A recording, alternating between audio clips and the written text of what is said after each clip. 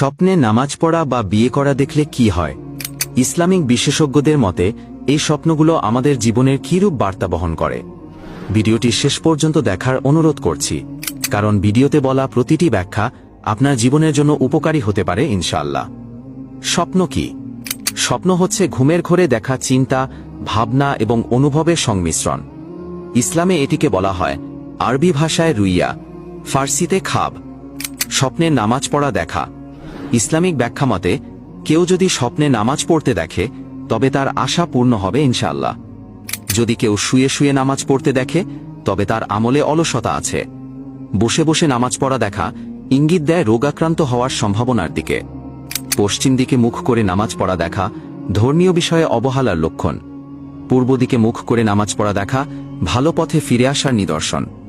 জামায়াতের সাথে নামাজ পড়া দেখা আল্লাহর রহমতে ছায়ায় আসার ইঙ্গিত। নিজেকে ইমাম হিসেবে নামাজ পড়াতে দেখা নেতৃত্ব পাওয়ার আলামত। আপনি জাতির নেতা হতে পারেন ইনশাআল্লাহ। বিনা অজুতে নামাজ পড়া সতর্ক হওয়ার দরকার রয়েছে, ইমানি দুর্বলতার ইঙ্গিত বহন করে।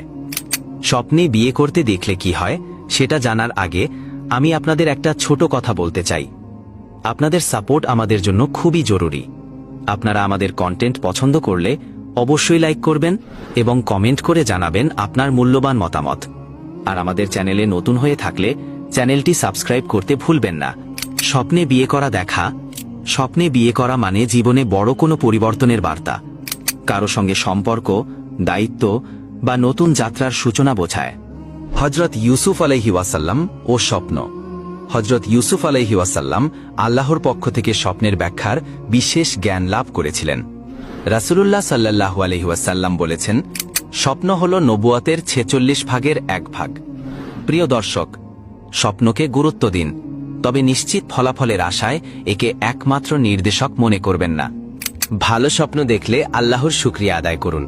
খারাপ স্বপ্ন দেখলে ওযু করে 2 রাকাত নামাজ পড়ুন এবং আল্লাহর কাছে পানাহ চেয়ে দোয়া করুন। ভিডিওটি ভালো লাগলে অবশ্যই লাইক দিন, শেয়ার করুন এবং আমাদের চ্যানেলটি সাবস্ক্রাইব করতে ভুলবেন না। আল্লাহ আমাদের সবার স্বপ্নগুলোকে হিদায়াতের আলোয় রূপান্তর করুন। আমিন।